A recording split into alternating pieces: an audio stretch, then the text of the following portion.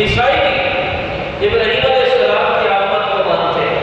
مشرکین بھی ان کی آمد کو مانتے ہیں، اور حتیٰ کہ ہندو بھی اور بدھ مت اور بھی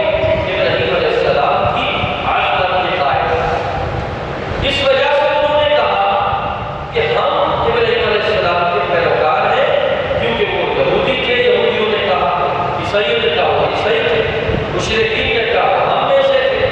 اللہ تعالیٰ نے فرمایا ما کان ابراہیم یہودیًا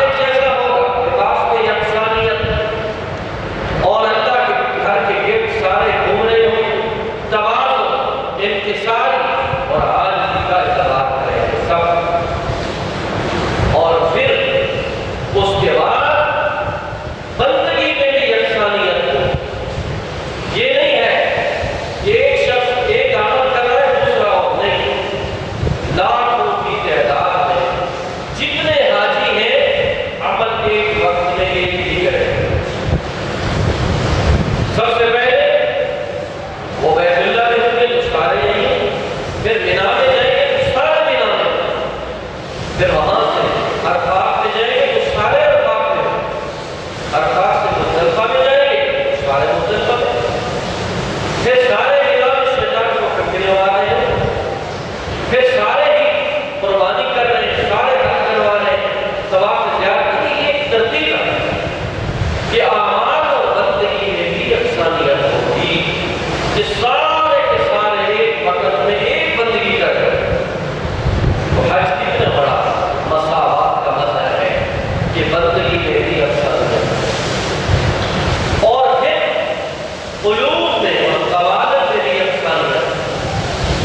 کہ کوئی آدمی کس خطے کا، کس خطے کا، کس قوم کا، کس قوم کا، مختلف مزاج ہو، وہاں پر جمع ہے لیکن جھگڑا نہیں ہوگا، لڑائی نہیں ہوگی۔ اللہ تعالیٰ نے فرمایا لا رفث ولا فسوق ولا جدال فی الحج، حج میں نہ تو کوئی بے حیائی کا کوئی کام ہوگا، نہ گناہ کا کام ہوگا، اور نہ جھگڑا ہوگا۔ یہ بیت اللہ کی کرامت ہے کہ لاکھوں انسان جمع ہو اور وہاں جھگڑا نہ ہو۔ اگر غیر دانستہ طور پر کسی کو کسی سے تکلیف دھکم پہ ہو بھی جائے تو معذرت کر دیں، جھگڑا نہیں کرنا، اس لیے کہ اللہ نے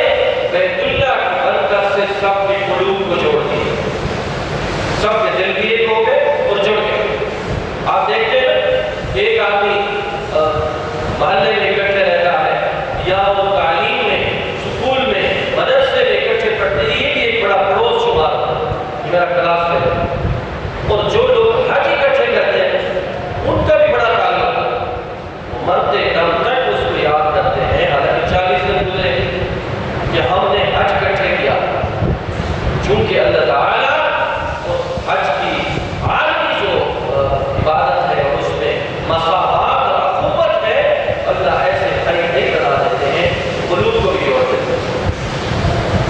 قلوب میں بھی یکسانیت۔ اور پھر فرمایا وہاں عالمی اخوت کا ایک مظاہرہ ہوتا ہے، ایک دوسرے کا باہم تعاون بھی کرتا ہے۔ ضروری نہیں ہے کہ حج کے اوپر امیر جائے،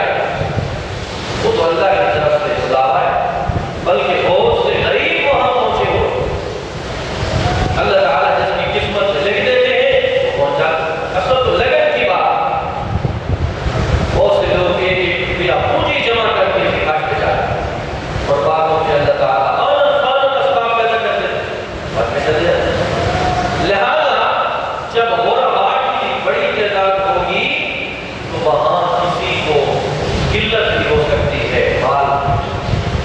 ختم ہو جائے، پیسہ ختم ہو جائے، تو وہاں یہ نہیں ہے کہ اللہ کے گھر میں تو اللہ سے مانگنا ہے، ایسے نہیں، تو پھر اللہ نے مالداروں کو متوجہ کیا کہ وہاں پر اپنے غریب بھائیوں کا تعاون بھی کرنا ہے۔ اطعموا البائس الفقیر، فرمایا کہ خود بھی کھاؤ اور تنگ دست غریب کو بھی کھلاؤ۔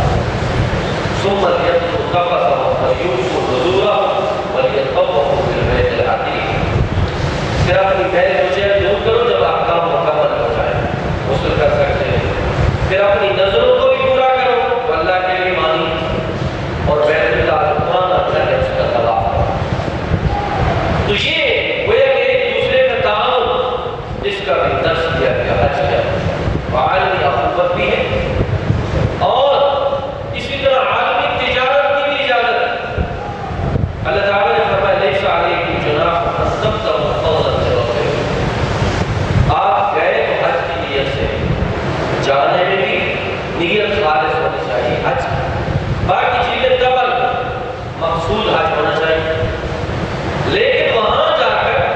اگر کوئی آدمی تجارت کرتا، غیر پورے عالم کے لوگ جمع ہوتے ہیں، اس کی بھی اجازت ہے، اسلام سے نہیں ہوگا، اور میں کوئی حرج نہیں، ان تبتغوا فضلا من ربکم، آپ نے رب کے فضل کو تلاش کرو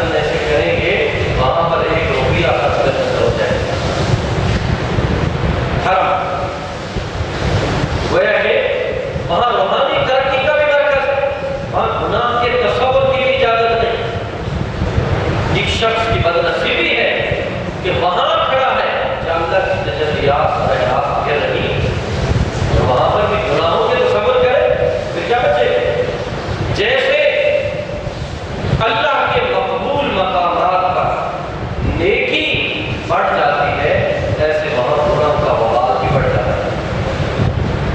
وہاں گناہ کا تصور بھی انسان کی معلومیت کا ذریعہ بن جاتا ہے، وہاں شکایت بھی نہیں کرتی، اللہ کے گھر میں رہ کر رسول اللہ صلی اللہ علیہ وسلم کے شہر میں رہ کر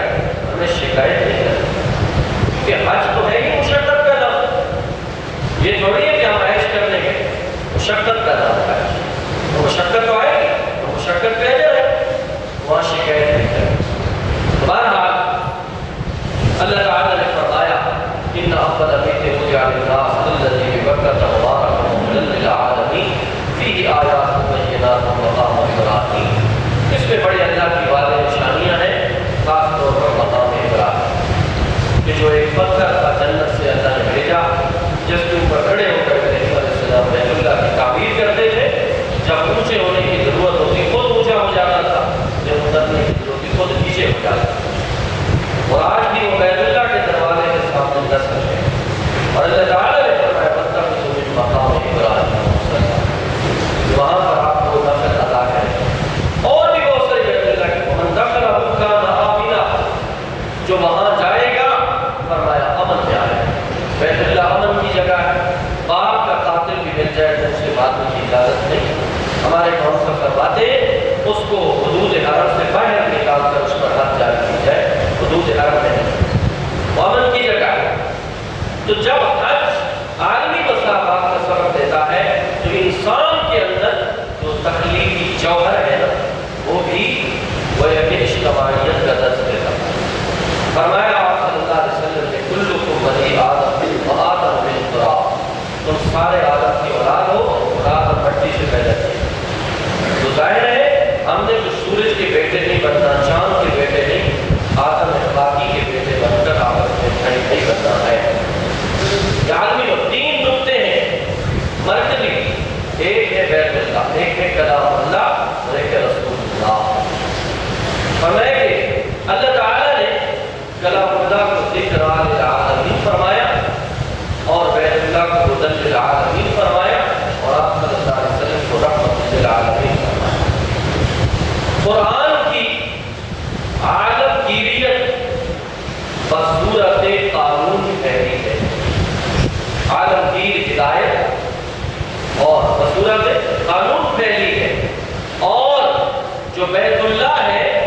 اس کی ہدایت عالمی ہدایت بصورت حج سامنے آئی ہے، اور رسول اللہ صلی اللہ علیہ